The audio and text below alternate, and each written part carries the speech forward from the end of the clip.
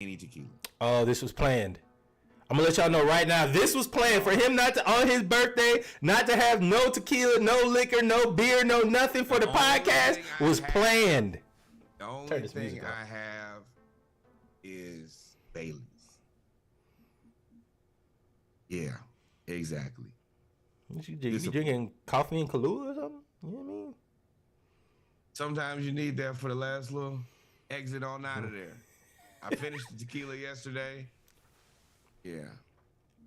Well, I do. You know what? I do have a bottle of champagne somebody left in my refrigerator. I completely forgot. Champagne is like teetering the line for me. Either I'm going to drink enough and I'm going to be drunk and have a great time and I'm going to be the life of the party, or I'm going to be sleep. Like, there is no, like, in between. You're right. That champagne will have you knocked. You're like, why am I asleep at 2:30? Like, deep sleep. Deep sleep. Wake up at like 9. Like, what happened? Well, sir, you went to Bottomless Mimosas and drank a case of champagne. Well, that's an adventure. And compounded it with wings and waffles. So the bread expanded. Compounded it with a Bloody Mary and somebody else, a light-skinned friend of ours who would not finish his Bloody Mary. I'll let you know right now, I am not a Bloody Mary guy. That is not for either. It was my first time, but I was like, I mean, I'm not just going to let this waste Bloody liquor Mary go to waste. Yeah, you can't waste the liquor. The waste the liquor rule is like the biggest saboteur of plans for the rest of the day. It's stupid. Why are you doing that? Yes, you can either you waste food, right? And you eat way more food than liquor you could possibly consider drinking. I couldn't do it. But looks like we got some folks that finally joined, man. So happy birthday to my co-host Norwood. 30. Yes, sir. How old are you? 37? United. Yes, 37. 37 years of excellence, happiness. I am stepping into, what did I come up with yesterday? I'm stepping into the peaceful and wealthy portion of my life. Yeah, I feel like you have to speak it into existence. Boy, you about to get some applications in your DMs. That's all people want is peace and wealth. I want to be peaceful and wealthy and live my life. That's all. That's millennials. That's all we want. We had peace our whole life. We just want peace and wealth. No inflation. Yep. That's all we want. And how do they say? I'm being very intentional about doing what it takes in order to manifest that in my life. Oh, I'll be ordering the steps in the word. Peace and wealth. Let me and don't forget, we put out a playlist this week, last Wednesday, 36 of them things. Splash Cast 36 pack. And Reggie was just playing it. I was. If you're listening, if you are on the and YouTube. Peace. I'm emphasizing peace too. I don't want all. Well, I mean, let me not. A little chaos is fun, you know. A little goose for the gander. You know what I mean? Oh, no chaos. How well? My man said, "I don't want no chaos." With enough money that you can buy the peace. Now that's a bar. Woo! Let me have enough. Let's go, AJ. Peace. Let's go, AJ. Let me buy my peace. The wealth will buy the peace. Yes, that is deliberate and intentional. But for those that are watching on YouTube, Facebook, Twitch, we appreciate y'all. We have the NBA playoffs up as well. Oh, I need to turn on the TV, Lord. Oh, once again, Saturday Morning Live, episode 99. My birthday was yesterday, so it might, we just hold it on. We try, what they say, hold it in the road. That's what I'm trying to do right now. Hold it in the road. Hey, Google, turn on Right Office Television. I forgot to turn on TV. The first game that we will be picking will be the Brooklyn Nets without Kyrie Irving or Kevin Durant versus the Philadelphia 76ers. You petty. You petty. You are petty. I mean, it wasn't really me being petty. That's just an accomplishment. They still. Okay. Maybe I'm petty then. Yeah, you are. After the playoffs, after the trade deadline, they held it in the road and made it to the playoffs. A lot of teams, wheels would have fallen off. They would have blew up. Mikal Bridges, shout out to that dude. So, this is an interesting game. We'll get back to the picks. Let's talk about this real quick. This Spencer Dinwiddie, Kyle Kuzma / now Rick Fox beef is like interesting. Is it? Stop. Stop. Stop. Stop. Stop. Right there. I get it because you read the words. But if you tell me Spencer Dinwiddie, Kyle Kuzma, and Rick Fox got into a beef, I'm going to say don't nobody care about none of them. None. Rick Fox, what? Aren't you doing like cameos on the HBO show The Rock Guy?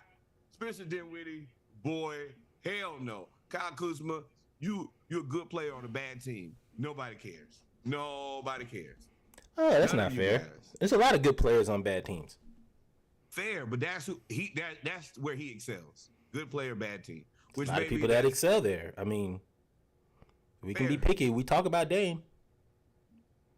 Oh no, Dame is you know what? You are being petty and disrespectful. It's that tequila got you talking crazy today, boy. You acting unusual and unnatural. This boy he just compared Kyle Kuzma to Dame Lillard. No. You just said I compared a good player on a bad team. That's what I said. Bearded man with the purple shirt who said no. It's Reggie with the Atlanta hat who said Kyle Kuzma, Dame Lillard, good players on bad teams. No. Is Portland a bad team? Just I wish we could zoom in. Zoom in on Reggie right now. I don't have nothing to do with this. I am not comparing. I would not even. Oh, he is wilding right now. But no, let's. I mean, go ahead and tell him about the mess. But this is just. So Dinwiddie. So I don't know who took the first shot. I don't know. I don't know how this started between Spencer Dinwiddie and Kyle Kuzma. Spencer Dinwiddie said basically Kyle Kuzma doesn't really care about basketball. He doesn't have a good work ethic. He's playing for a contract. He's not really doing anything else. And it's evident by his play, by the team's record, et cetera, et cetera. Now, for the background of that, Spencer Dinwiddie was traded to the Wizards. And from day one, they hated him. Like, the whole team hated Spencer Dinwiddie. They did not like him at all. So he was then traded to Dallas and then, of course, got over to Brooklyn. Kyle Kuzma responds with it and calls him Din Shitty. Now, the background on Kyle Kuzma is, if you remember, he and Lonzo Ball got drafted in the same draft and both by the Lakers, and they had like a petty war where they were on social media, et cetera, going at each other. So this is nothing new to Kyle Kuzma. This is the first time I've heard Spencer Dinwiddie like start talking about people. So they started talking, and then Spencer Dinwiddie called Kyle Kuzma Rick Fox on the Kobe and Shaq teams, basically saying like, you just there along for the ride, you're not really doing nothing. Rick Fox then responds and was like, yo, I was a captain of the team. Like we went back to back to back, and I was a captain. I was the enforcer. I also hit the corner three. No, you weren't. No, Shaq was the enforcer. Just to let you know. You, sir, Rick, were... you told yourself a light-skinned lie there, my friend. What? Excuse me? You were who? My birthday. You were what? But you were... anybody deserves to be delusional. Rick Fox. You were never the enforcer on the most dominant player in NBA history's team. I want you to understand that. Richard Fox. Not Rick. Richard. Tell Richard that. Shaquille O'Neal was the enforcer. He was the savior. He was the carrier. He was the sun coming up in the morning. It was the sun going down. He was the moon. He was. Man, I need an organ. He was the sun coming up. You need a real reality check and respect to Rick Fox, the OG. But you better erase that hashtag enforcer. You crazy as hell. What did you ever enforce when Shaq was there? You can't enforce him. People are crazy. That's like me, enforcer, gangster killer, YSL, John Morant. My bad. Ja Jr. I'm too old. Nah, I'm not gonna call no dude younger than me, big bro. I'm not that guy either. No. Hey, big bro. What? Bro, you 30. Josh 23 years old. Nah. Well, you born 1992. Ain't no way. You don't even remember TGIF. You ain't no big bro. Ain't no way, bro. All right, let's get back to these games, man. Brooklyn versus Philly. We're gonna pass that Spencer Dinwiddie trash. I don't understand it. I think they'll both possibly be on different teams next year anyway. Who cares? Who cares about either one of them? You're gonna play somewhere else and have the same season they've had since they've had a season. But Brooklyn Philly is an interesting matchup though. No, it is not. Because Philly has Joel Embiid, James Harden, Tyrese Maxey. Sometimes Tobias Harris. Sometimes. But, I mean, Mikal Bridges is on such a tear right now. Not saying that they're going to win, but I think they can make this very, very interesting for Philly.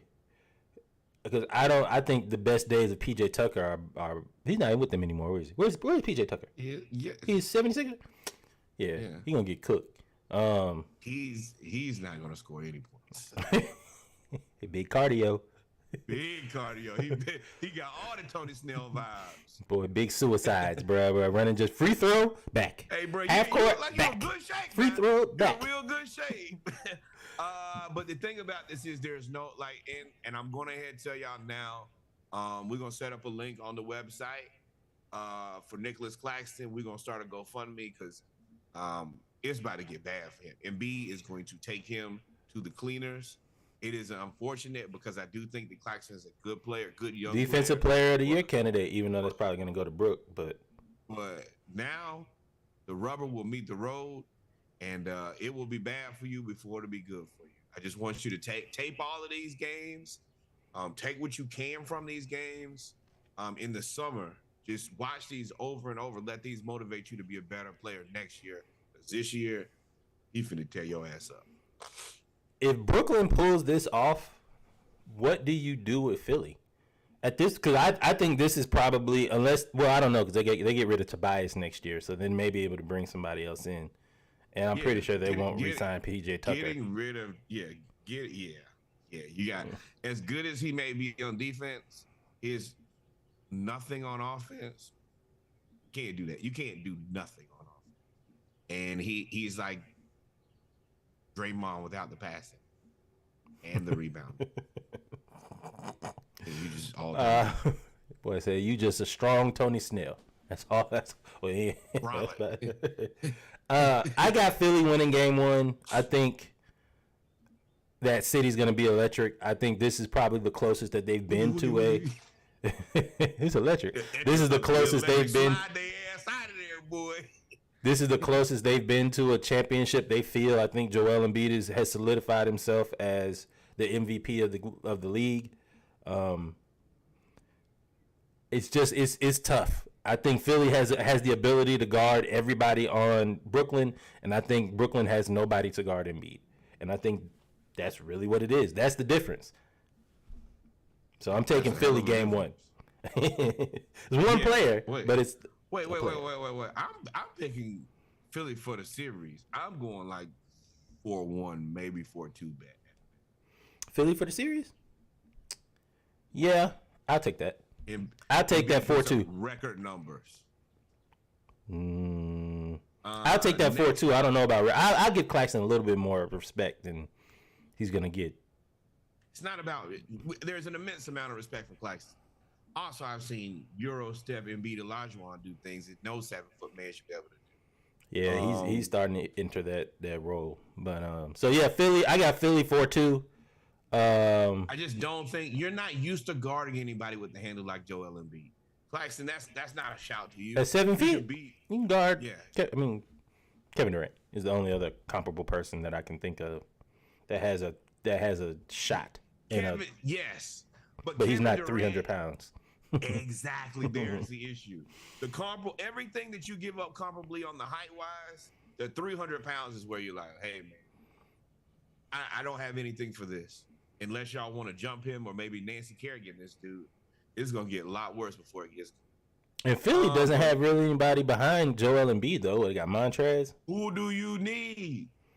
I mean, That's what Brooklyn's going to have to do. Brooklyn is going to have to take advantage of the time that Embiid is not on the court and hope that James Harden doesn't turn into old Houston James Harden. You're going to have to try to get him in foul trouble. You're going to have to. With the risk who? is they're going to have to attack the basket. But the issue is he's such a good rim protector. He's going to block y'all shot versus y'all get him in foul trouble. Well, there's nobody offensively that Brooklyn has that's a big that can challenge Embiid defensively. And the other part is Embiid is going to be able to shoot a high percentage of easy shots. Nobody else on Brooklyn has that chance. Well, I look for James Harden to actually kind of go off, though, because Embiid is – if Doc plays this, Embiid could pull Claxton away from the – you either let Embiid shoot the mid-range or you bring Claxton out to stop him and hope that whoever's guarding James Harden or can stop him from getting to the rim, which nobody has been able to do yet. James Harden is about to put on a passing clinic.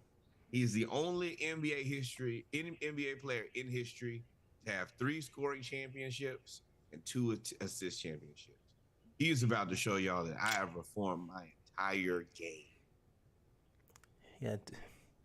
What? That is an accomplishment. No. I'm not taking that away. James Harden has been really good as a point guard, and people said he couldn't do it. The assist championship, though, do you believe it should be total assists or assists per game? Because you basically get, if it's assists per game, then you get penalized for playing more games than if you were to play less games and have more assists in less games.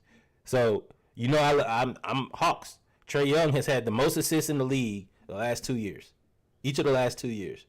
And now James Harden has won the assist title. I think somebody else won it last year because they had more assists per games. I don't think that's fair.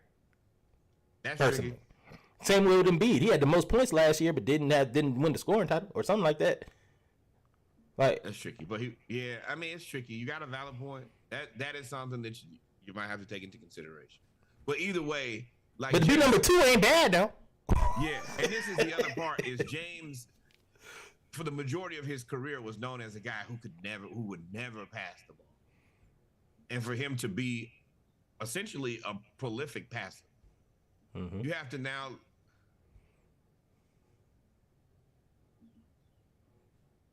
Where do you rank him in guards? All time? Oh, I'm not having that discussion. We'll be here for 3 hours. Yeah, but it's just kind of thinking about you, right? Next up, the Atlanta Hawks versus the Boston Celtics. I'm irrational. There's no logic. I'm picking Hawks. Hawks going shock the world. I don't even know the score. We going 4-3, 4-2, 4-1, 4 flat. Don't matter. We going to be there 40 times. We going to win. Boy, say 4-0, 4-1, 4-2. Don't matter. We're going to be there. Now, bear with me. I'm going to do the rational opinion, irrational opinion. Irrational opinion, very simple and to the point. You're right. We're better than the Celtics. Our roster's better. Our players are better. Everything's better. Now, the rational part. Some of y'all is going to still seem irrational. I honestly still think we're better than the Celtics. Even rational me thinks that. All of our success will be predicated on the fact if we play like chumps or we play like champs. No. Say it like you said before. No. I say it. Okay, I'll say it. But yes, if we play like chumps, we will shock the world. We will shock the world on how embarrassingly bad this team can be. It will be the worst iteration of as bad as it can be with a ton of good players. Now, if we play like champs, I'm going to tell you, Boston, you're going to end up looking like Philly. And everybody's like, oh, damn, this is moving real fast. It's going real bad. That's what could happen to you. Okay. And I was irrational effort. Oh, go ahead. All of the experts are going to pick Philly. I mean, yeah, not Philly, but Boston. Boston. So the one thing that little Joffrey Baratheon Young likes to do is prove the world. Spoiler. Yeah, he's got that chip on that shoulder. And I'm going to tell you, them boys going to be yelling F Trey very early. They're going to be sauced up on this beloved Saturday. And y'all just going to make him angrier and angrier. And if he play like he has just a little bit of sense, Joffrey gonna tear y'all ass up. And you know, Jaylen Brown got the hand issue. I don't know what his jump shot is gonna be like. Don't get nothing you don't want now. So, okay, I was irrational at first. I'm sticking with my irrational pick. 4-2, 4-3, 4 flat, don't matter. But if you want to discuss the strategy of the game between the Hawks and the Celtics, the Celtics are the number 1 3-point shooting team, number 2 3-point shooting team in the league. The Hawks, despite poor basketball IQ moments throughout the entire year, are the number 2 offense in the league. Boston's biggest weakness is kind of a strength of the Hawks. Between Capella, we talked about Capella and Okongwu were the first 2 teammates to average shoot 70% and have like 3 blocks a game, whatever it was, in March. We are clicking at the right time. Our front court can do damage, especially if Robert Williams isn't as healthy as everybody thinks. There's nobody that can really guard John Collins on this team. Jason Tatum is probably the most comparable one, but he's not a big. He's a wing. John Collins is a big, and he plays a bit like a big. If Quinn Snyder does what they did against Miami, have John rotate to the rim, have Capella move up under the rim, and allow for Trey to pass the ball, and DeJounte Murray pass the ball, and they get everybody involved, and we just dominate the glass. We out rebounded Miami by 35 rebounds. We had 33 offensive rebounds. Miami had 36 total rebounds. We had 33 offensive rebounds. So we had 64 total, I want to say. So our front court can dominate Boston. John Collins licks his chops when he sees Boston every time he has a good game. Every time. It's the backcourt. Trey has to have high IQ plays like he's had the last couple games. He can't have low IQ plays like he had against, who was that he played? Not Boston. The team before we played Boston, where he everybody in the fourth. Philly, where we played Philly with their B squad, and Trey has moments of shooting teams back into the game. We could be up by 15, up by 20, up by 12, and they could be making a run. So if we're up by 24, for example, against Philly, we're up by 24. They made a run to get it down to 12. Every team's going to make a run. Everybody's skilled in the NBA. It's the most skilled era of the NBA ever, right? At that point, your basketball IQ should tell you, let me get the ball to the rim. Let me get to the foul line. Let me stop the run. Trey does a step-back logo 3. Long rebound, they get the ball, come down, score, come down, they score, now it's 8. I do not need you to relive every nightmare I had. Well, I'm just saying, I got to explain my point of don't do that. The step back 3 should be if we're on a run and we're up 12 to 15 on a run, and then we hit the step back 3 and just take their soul. It's not to stop the run. The stop the run is John Collins. Go ahead. Yes. I digress. Yes. If you're at 12, you shoot the 3 to get to 15. But if we at 9, do not shoot that 3, man.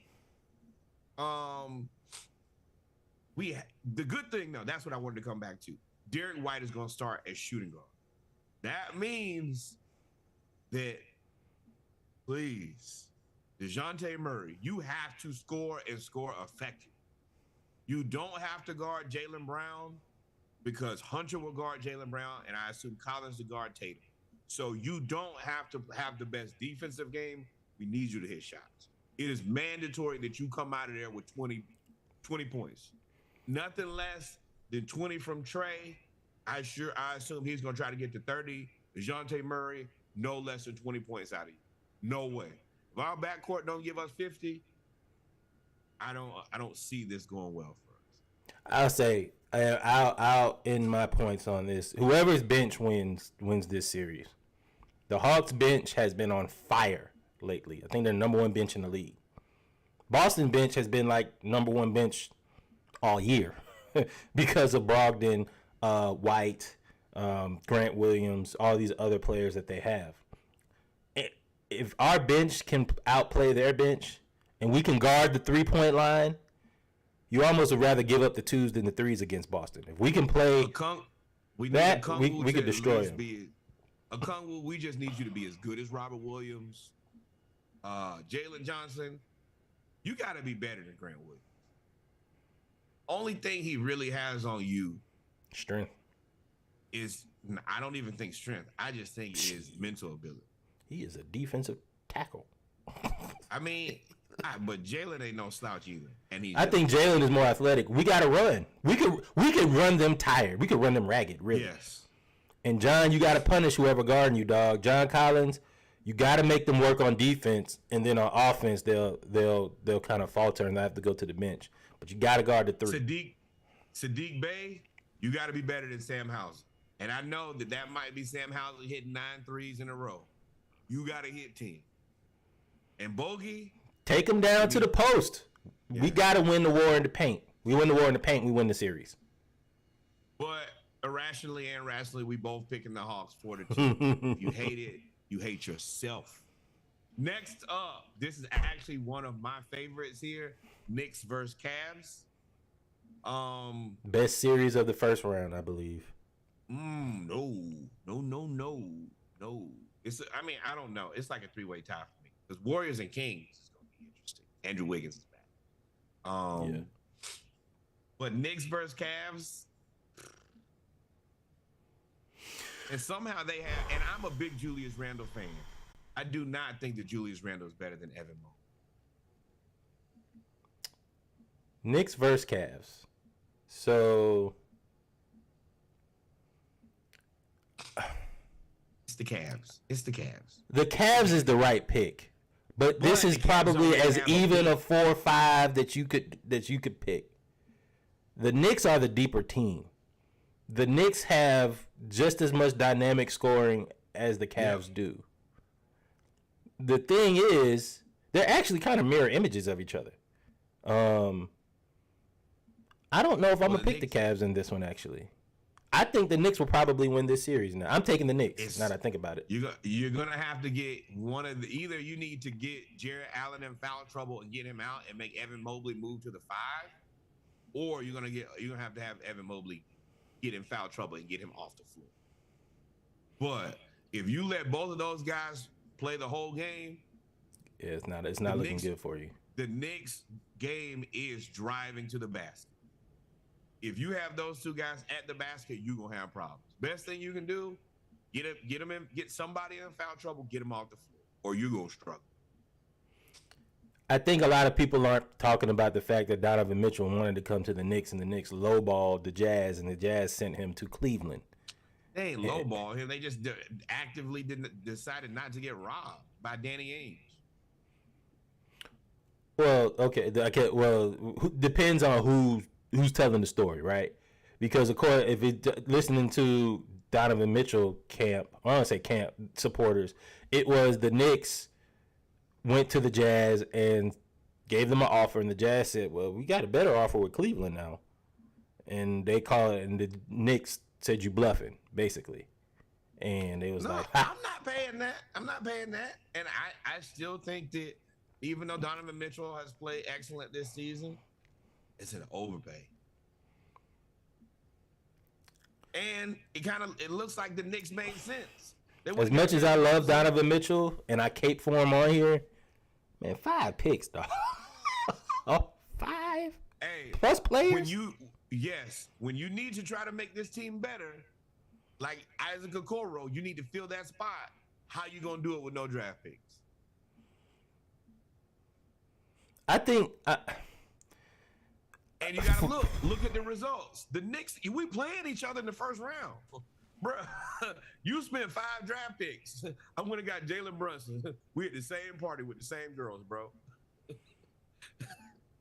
Yeah, but I don't. If they didn't go get Donovan Mitchell, I don't know if Cleveland would be in this where they are now. Who did they give up? Still have Lauri Markkanen and Lauri Markkanen wouldn't flourish on this. He couldn't flourish. Lauri Markkanen needed to leave. He couldn't flourish. He couldn't flourish on this team. He couldn't flourish. He averaged like 10 points, 12 points. He couldn't flourish on this team. It's not enough. Okay. It's. You would have to play. He would have to be the 3, and defensively he would get cooked at the 3. The thing is, I'm looking future facing. I think that Jared Allen, I'm probably looking to move on from here in the next year or two. I'm moving Laurie to the 4 and Evan Mobley to the 5. That is a scary combination of the 4 and 5. That is a terrible combination. That is a hellacious, and you still have draft picks. Oh man. Well, sometimes people's timeline doesn't meet that. Apparently, Cleveland didn't meet it. But for this, and go with God with that too. Tell me how that works out long term when you. But for this one, man, I said the Knicks. The Knicks are the deeper team, and that's the only reason I think that they could win this series. But I don't think the talent disparity is enough. Really? Well, yeah, because his ankle, and you're playing against the defensive player of the year. That is a double negative. Who? Jared Allen? No. Evan Mobley. He ain't defensive player of the year. He's he's top 3 for defensive player of the year. Evan Mobley? Jackson. Yes, Evan Mobley, Jared Jackson Jr., Brook Lopez. Those are the 3 guys. What happened to dude from the Nets? Gone. They just released him last night. Well, yeah. And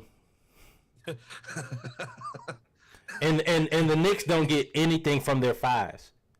That's the thing. You should have saw the slow blink on reset. Well, he presents a compelling opinion. I was like, well, damn, they released it. I was like, we just talked about Nicholas Claxton literally the last series. Nah, he's at least 4 now. He's at least 4. He did not make the flyer. Yeah, I mean, you want to. Right, they don't get anything. They get nothing from the 5. They get nothing from the 5. They get nothing from the 5. They get Julius in the 4. I think Julius is a better playmaker at this point in today than Evan Mobley. I think he could win that matchup. The 3, RJ Barrett versus Isaac Okoro. He needs to win that. RJ Barrett needs to score 25 points a game. There's no way Isaac Okoro should be able to stop you. The 2, Donovan Mitchell versus Josh Hart. Josh Hart is starting too? No, sure. Grimes. No,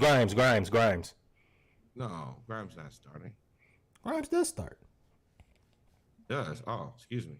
Yeah, Grimes starts. Bring Josh Hart off the bench.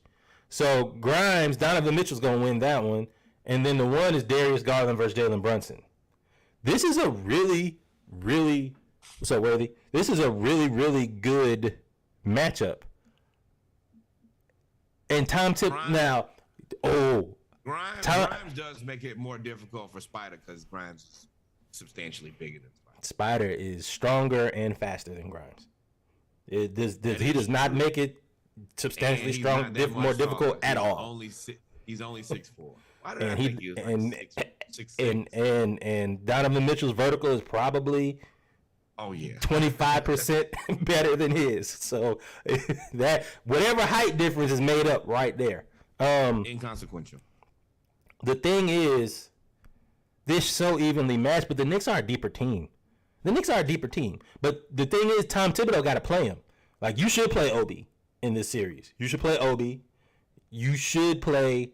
You're going to have Jalen Hart. You don't need to have an 8-man rotation, Tom Thibodeau. I understand in the playoffs sometimes that's what you do. Here, you need to run them out the building because they don't have a bench. They have, what's dude? How tall? See, I'm always unconventional. And you know what? The thing that I was finna say, Thibodeau is never going to do. What's the dude that comes off the bench? LeVert. Caris LeVert. He's only 6'9". Yeah. He's not tall. He's like 6'10". Oh, man. Yeah, you definitely need to play Obi Toppin. They're the same size. You need to play all of these players. And if the Knicks play everybody, the Knicks probably win this series. If Tom Thibodeau goes with a 7 or 8 man rotation, you probably lose. What I'm doing, though, is I feel like Obi's offensive ability, I'm playing him way more than Hartenstein or Mitchell Robinson. I don't know what Mitchell Robinson's deal is right Hartenstein now. is so much of a better passer than them, though. Bitch. Yeah. I got the Knicks. I'm picking the Knicks. Picking the Knicks for the series too? Yep. No, I don't mean this game. I don't know what this game's gonna be like. I'm picking the Knicks for the series though. What are you picking for this one? Cleveland in a close one. I take Cleveland in a close one. 4-3. Yeah, 4-3 Knicks. This is the most interesting game / series to me. The Warriors versus the Kings. Warriors do. Wait, did you take Knicks or Cleveland? You've swindled me into Knicks. I'm concerned about Julius, but we'll see on that. But Warriors versus Kings, and Andrew Wiggins has been cleared to play. He will be back.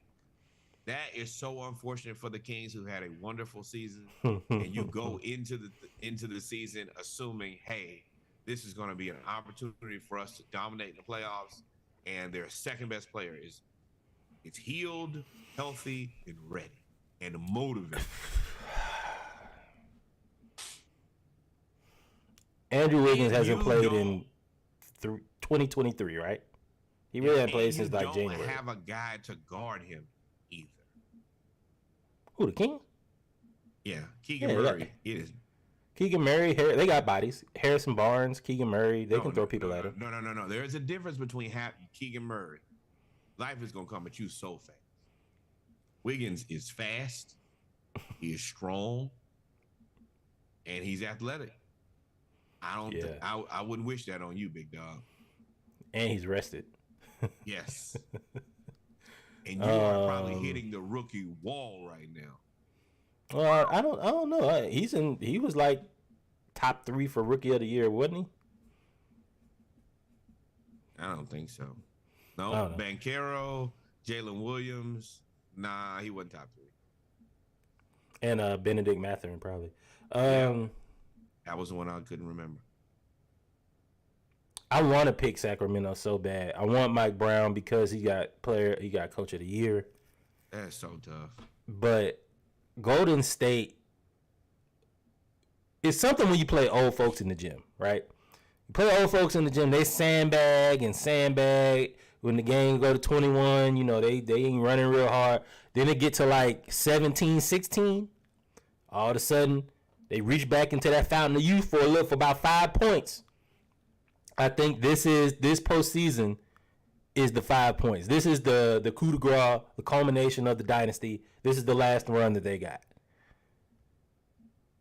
That means whatever their focus is going to make them 15% better than they are now, just because they know that this is it. Then you add Andrew Wiggins, who can guard everybody on the Kings minus Sabonis. This is actually unfair. But the Kings are so much more athletic than them. Because if De'Aaron Fox gets out and run, nobody can stay with him. But then the Warriors got Gary Payton Jr. back. Quietly. They got him. There was a little bit of controversy. He came back, played a little bit, and now he's healthy for the playoffs. Oh, this is truly unfortunate because the Warriors just have so many good players. They don't have anything for Sabonis, though.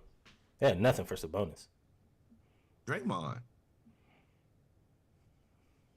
Yeah, I'm going to tell you. Yeah, Draymond at the 5 versus Sabonis. Now, this is where I get tricky. I guess Wiggins at the 4 versus Keegan Murray. And then I'm probably just playing the 3 little guys. I'm playing not Trey. I'm playing Steph, Clay, and Jordan Poole. That's my starting 3. And there's no answer Sacramento has for any of these players.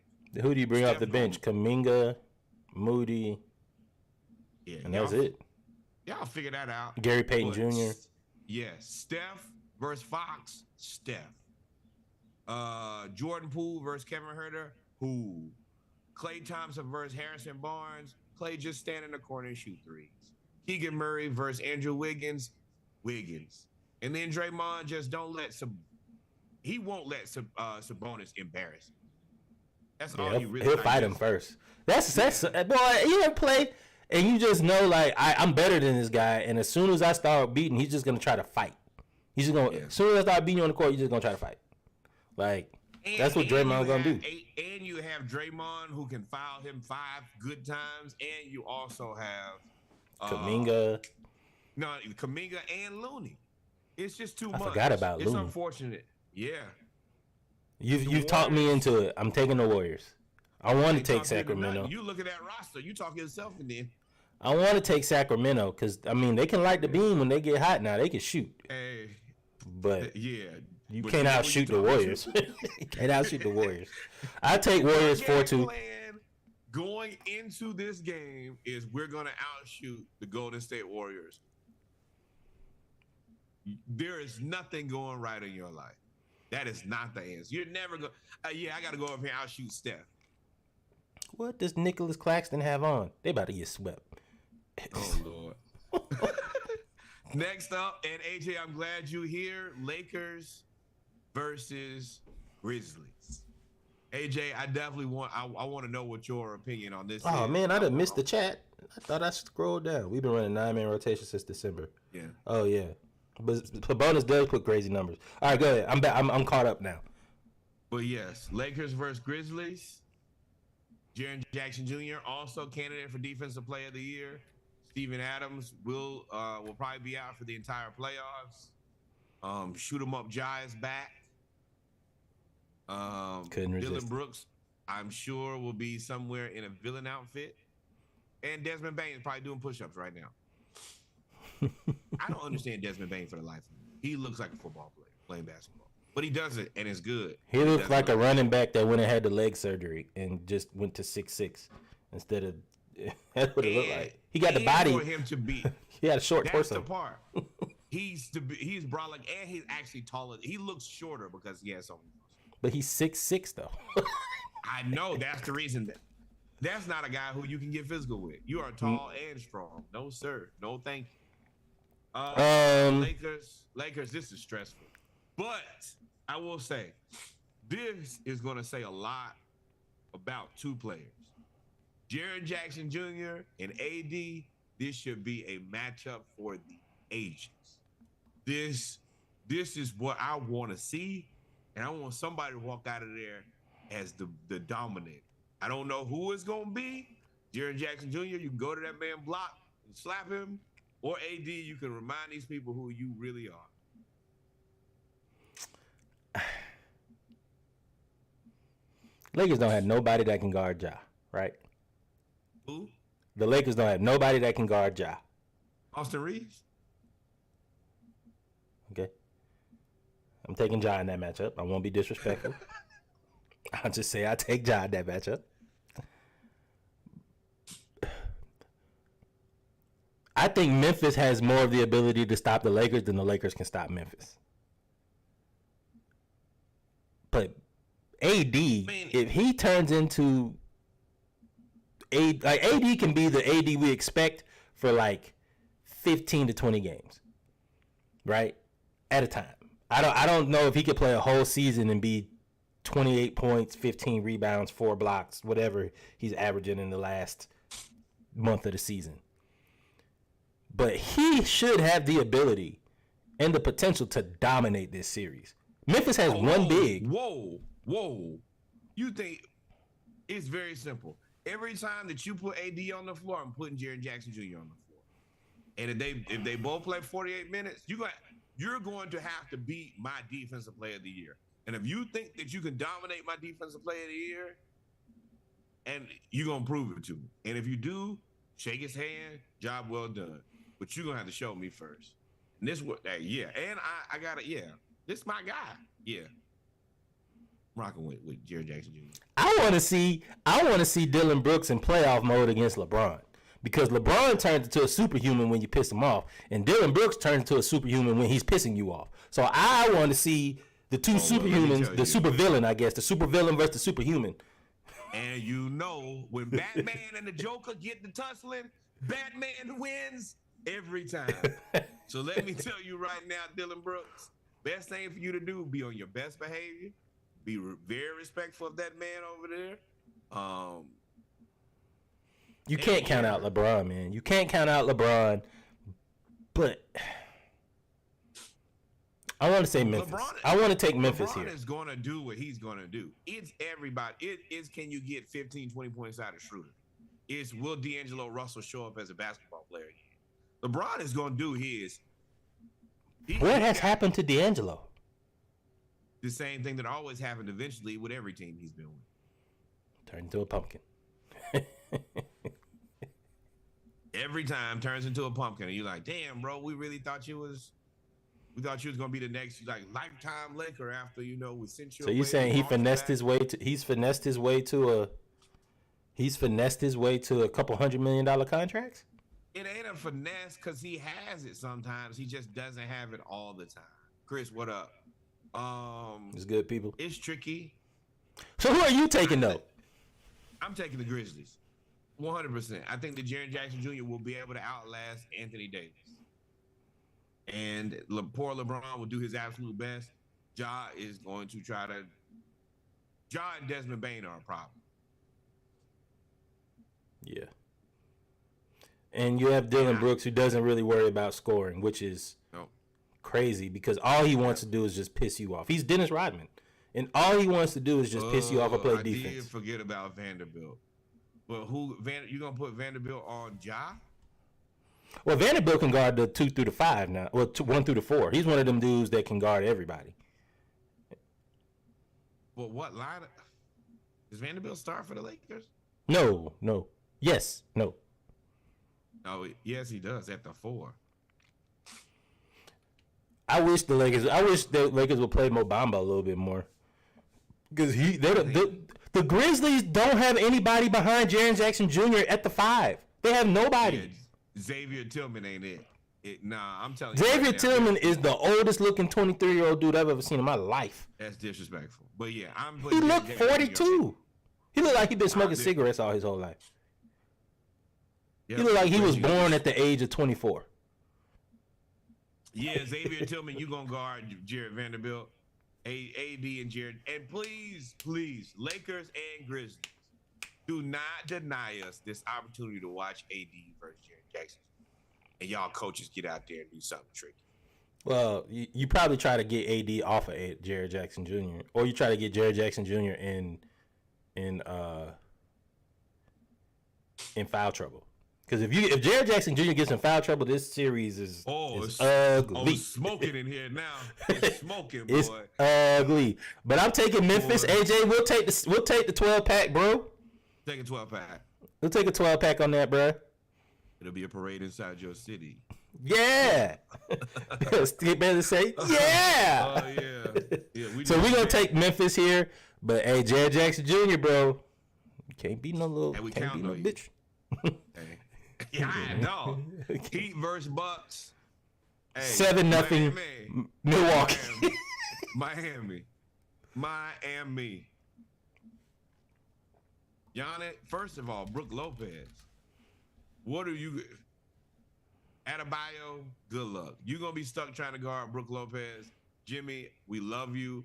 I would have always wanted you to be Atlanta Hawk, but there is nothing you can do for Giannis except for get out of the way, prepare for next season. It's over. Listen. OVER. Sweet. Broom. You remember watching movies and like when they're about to have somebody die heroically? Like they just see that they're overmatched, in slow motion. And they walk them in slow motion, and they shut the door, and they say like, "Just tell my friends that I love them." No, that's what Bam about to do. What's the movie where they all going on the asteroid and they play the song? The 1999 with know which movie I'm talking Bruce about. Willis where they killed the asteroid that's about to kill it. He blew it up at the end. Hey, that is what the Miami Heat need to that needs to be your film right now. Just go ahead and because it's not even them. Bruce Willis in that case is Bam Adebayo. Bam is good, very good. Bam is 6'10". Bam is about to play somebody that is 7 foot, whatever Brook Lopez is, because they have him listed at 7 feet. He looks like he's 7'9". And then you have to guard. That's just the 5. Then he steps out and shoots. And he's a defensive player of the year candidate. Then somebody got to guard Giannis. Who on that team could guard Giannis? Max Strus. He gonna do worse than he did Ayton. Who is gonna guard Giannis? Not to mention, And you still Bobby get back Portis. Chris Middleton. Bobby Portis. I was just going down the starters. You get Chris Middleton back, who hasn't played the whole season, but he's finally a little bit more healthy because they sat him so long. Then you got Drew Holiday and the 2. Whoever is the 2, it doesn't really matter who the 2 is. Right? Oh, then you got Jay Crowder, Bobby Portis. They about to beat y'all like they about to jump y'all. They about to give all y'all black eyes. All that stuff y'all talk about being tough in Miami and body weight and running and having a culture and Udonis Haslem. Listen. Milwaukee about to beat the shit out of y'all, dog. 4-0. Much defense. Maybe 4-1. Jimmy Butler gonna foul his way to 4-1. That's all I got. 4-1. Milwaukee. That is unfortunate. And Brogdon plays for the Celtics. Brogdon plays for the Celtics. Good guy. Yeah, this is unfortunate. Pat Riley, just start looking at this is the last run with these guys. See who you want to keep. See who you want to get rid of. Who you want to keep and who you want to get rid of? Sweet broom. Clippers versus Suns.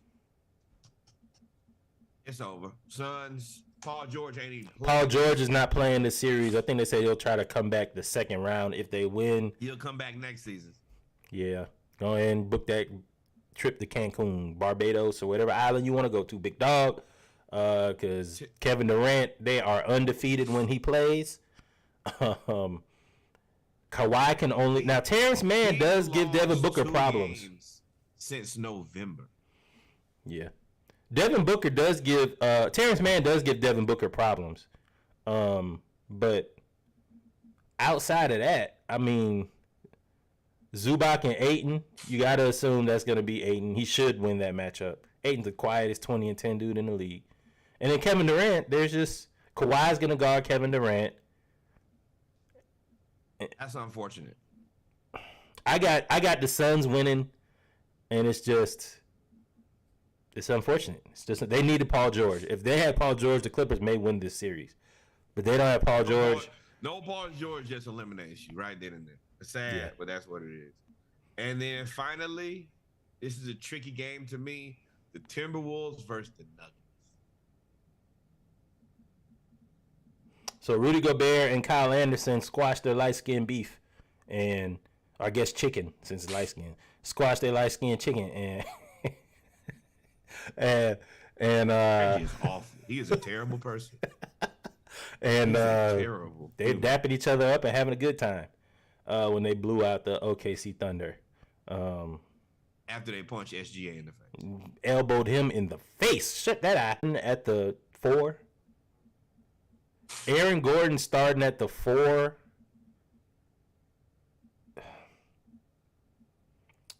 Bodes an issue guarding Cat. Now on the offensive end, he can do the most spot up threes he want to. But defensively, Cat should have 40 and 40 against this team. There's nobody that can guard him on Denver, I don't think. I don't remember who they made for the trade with. So the thing about this is in order for Denver to win, they're gonna have to shoot all threes. Now, do I think that are they a team suited to do that? Yes. But if it's me, I'm playing 5 wide, I'm putting the guys on the perimeter. I know that Rudy can never make it to the perimeter from any of these. I'm gonna move the ball and shoot open threes. Well, yeah, Joker should kill Rudy. Rudy. If you get in that paint, you're gonna have a problem. And I do think that Gordon can shoot that corner 3 well enough that he'll make it difficult to if you move the ball. Rudy Gobert's just not gonna be able to keep up. But if you start playing in that paint, he gonna destroy y'all. Rudy Gobert had like 5 blocks yesterday. And Karl Anthony Towns, he is getting his confidence back. He's cooking. He behind the neck, behind the head at 7 feet. And as much as I call him Sophie Sharman, I will say his offensive skill level is elite. And slow-mo out there is just dishing, wheeling and dealing, and shooting. And I have never seen anybody shoot the ball slow and not shoot the ball. He shoot the ball slow in sections. He'd be like, "Oh, I shot it. Oh, release it." I was like, "What?" Yeah, But yeah, Sneaky. He not kidding no more. But I he think is. the Yes, most. he I is. think the Yes, he is. person that actually puts Minnesota over the top in this one for the upset would be Mike Conley. Mike Conley was like 5 for 5 against the Lakers. In that loss. And Anthony Edwards, what is going on? Ooh, Eric Snow 2.0. Yeah, he did shoot slow. Like Anthony Edwards, you need to. It's starting to look like the stage is too big for the guy who said that he can do anything. And I like him a lot. We really like his confidence, but it does not look like he is himself right now. This would be the team to get off the schneid, though, because, I mean, Michael Porter Jr. guards you. Michael Porter Jr. should not be able to guard you. And they don't have any rim. And they shouldn't be able to guard Michael Porter Jr. either, though. They don't have any rim protection. Denver don't have no rim protection. So if they don't have no rim protection, and you take, I would take as soon as Joker sit down, I put Rudy in the game. I know they're gonna start Rudy, but I would split the minutes. Like as soon as you take Joker out, Rudy's in the game, and I'm dunking on and Anthony really Edwards. You can't do nothing. Yeah, Karl Anthony Towns. You're right. It's kind of like what we do with Trey, where you play and play and play, and then he's the first guy to come out. That's what I would do with Rudy, and you probably keep him fresher that way. And Cat can play. Cat can move better and stay with Jokic better than Rudy can. But Rudy gonna get all the rebounds. He got all the rebounds yesterday, all of them. So, I'm gonna do it. I'm stepping out on faith. I got Minnesota beating Denver. I'm going Nuggets. I am not betting that at all. Not a chance. We will revisit this one though, because this one will be funny. This is an interesting one. So, with that being said, ladies and gentlemen, we've come to the end of. Wait, hold on. I want to talk about two quick things here.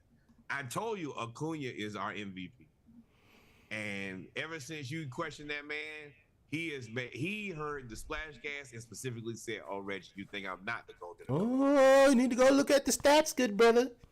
Matt Olson is out here looking like Freddie Part 2. I'm talking, he is, God. And he just got that swing. Lacko.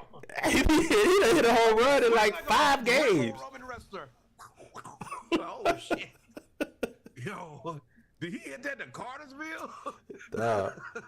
Acuna is playing like he was not healthy all last year at all. Like, in this year, it seems like his hand-eye coordination has gotten better, which I didn't think was possible. His base running, because of the new rules, he's now got like 5 stolen bases. You couldn't quantify. You didn't know that he was going to figure out the rules to it that quick and just be like. Shout out to Ron Washington and the coaching staff Snicker put together. They figured that out on day 2. Game 2. Hey, guess what? Hey, fellas, we got a trick here. Yeah, man. Acuna is a monster. He is. The ability to watch him grow as a baseball player is going to be a joy for him. A true joy. And we will be remiss if we got out of here and did not at least say the Falcons signed Bud Dupree. Me and Reggie have had multiple just phone calls and talking about, I don't know who the Falcons are right now. I don't know why they're operating with so much like logic and common sense. It seems like every day they continue to. Me too. Absolutely, Sneaky. Acuna is definitely my favorite player. But it's just like they're making so many good decisions that there's no way for it to make sense. And as a team who historically makes poor life decision after poor life decision, it boggles my mind. And I'm trying to do my absolute best to not get excited. But I'm excited. But I'm not excited. But I am a little bit. The reason I said I look like this with the Falcons, I don't know what's going on. Not because I'm not. I mean, I'm not used to a competent front office, but I love the draft. I love putting mock drafts together, looking at strategies, trying to figure out what the team's gonna do. It's like chess to me. I don't know what they're doing. They have addressed every single position of need through free agency. Every single one. This is like when your significant other is being a little too perfect, and you start wondering what's going on. Like, why are you doing everything I would have asked you to do before I asked you to do it? Like, I came in the house and dishes already washed, the food already made. Like, what's going on with you? Why are you acting so different? What did you do? Who are you? Who are you, and what have you done with the person that I know? Are you a Gucci Mane clone, maybe? Is that what it is? Whatever it is, I don't know who this person is, and that's how the Falcons are making me feel right now. I do not. I'm down with that. I'm down for a live mock draft, too. Y'all hit us in the DMs if you want to participate. Everybody pick their own team. I do not understand for the life of me why they continue to add good complementary players, player after player after player. I did not, Josh. I stopped doing 7-round mock drafts when they started charging us for the PFF mock draft simulator. You can't do a simulator when the team continues to add player after player that fills every need that you assumed that we were going to need. Every game. I don't know what's going on with my Falcons right now. I'm excited and I'm cautiously optimistic. Shout out to Anthony Richardson, man. Your team is the best team. Whoever your PR person is amazing. You went from 4th-round quarterback when the season started, 3rd-round quarterback. Then, after having a horrible season, going 7-6, you jumped to the 2nd round. I was like, oh. Now, through the draft process, you have ascended all the way to the projected number 1 pick. Number 1. Now, I want a little bit of credit for this. I ain't giving no credit to nothing. I'm not giving credit to stupidity. That is, to me, not saying you stupid, but I think that I go ahead. I just finished the spot. I do want to make sure sometimes I come on here and I say these things just so I can have them recorded. So in the future, when things play out, I can come back to this. I told y'all that I did think that he was one of the top 4 quarterbacks in the draft. I definitely told Reggie that he was going to be a for sure first rounder, where Reggie said that I think his first estimation was 6th round.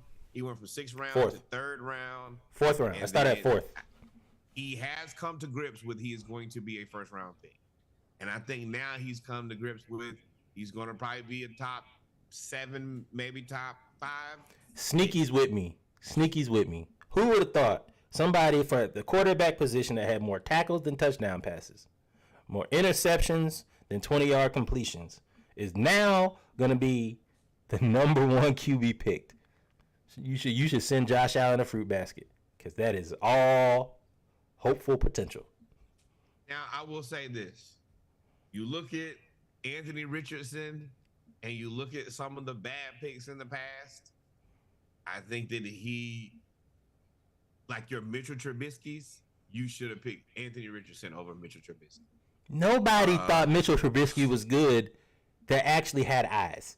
Everybody else that was blinded by the pigmentation decided to pick and move Trubisky up to wherever he was.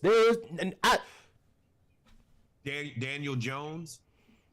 Same. Ditto. Copy. Paste. Scam Darnold. I don't know. I don't know what I was thinking with that one. That's one of the worst takes I've ever had in history of football. This is quietly one of the most embarrassing moments for Reggie. I hate every time you bring it up. I'll be like, I thought he was going to be okay in Carolina. But he was awful. That boy threw the ball. He was like Blake Bortles. I found out that it was a really sensitive subject, because he really be like, yeah, I really doubled down on that. Blake Bortles Part 2. That's what I doubled down on. God. It was I like Sam Darnold, man. He was with the Jets. The Jets suck. No, you suck. You just were terrible with the Jets, and the Jets suck too. Maybe if they ever get Aaron Rodgers, the trade that's taken years and years and years to get done. Aaron Rodgers, I'm telling y'all, I'm looking for Aaron Rodgers to start the year with the Green Bay Packers. That would be the funniest thing in the history of Earth, because then the Jets need to go get a quarterback. And you've passed on Lamar for Aaron Rodgers, who ends up not playing for you. Allegedly. I think it's probably going to happen. I think the Jets are going to give up more than they want. But because the Jets are stupid. they have Aaron Rodgers put them in a terrible position. He said, "I'm going to the Jets," and the Packers was like, "Bet, we'll take everything that you have minus Sauce Gardner." This is the thing about Aaron Rodgers, and the reason that he's amazing to me is he is a guy who has historically held up the progress of one organization. He is now taking it to another level and held up the progress of two NFL organizations at one time. He is holding the Packers and the Jets hostage at the same time. And So for that, bad, dog. It's so bad. Joe Rogan deserves all the power and respect. They say that this is not Did a you call him player's Throw league. Rogan? Shut it. Yes. He deserves all the power and respect in the world for being a. They say this not a players' league. He is proving otherwise. He is a player and he owns two teams in one. There's a missing word in that statement. Get on out of there. Get on out of there. Get on out of there. Ladies and gentlemen, thank you for coming to another episode of Saturday Morning Live. It is the 99th one of these. Not LOA. Reggie is convinced on trying to get us canceled, is what I was trying to say. And he's just going to continue to do it on and on and on. Thank you guys for celebrating with me my 37th birthday. Oh, hey, we forgot the spring games, man. UGA spring game, 4:00 for me.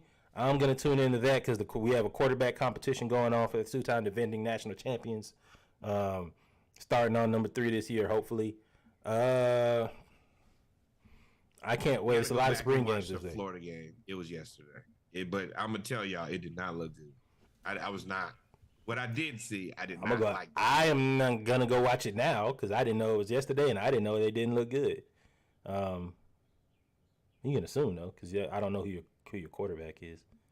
All right, hey, y'all be safe. Adios, mi amigos. Until next time, more Black Baseball.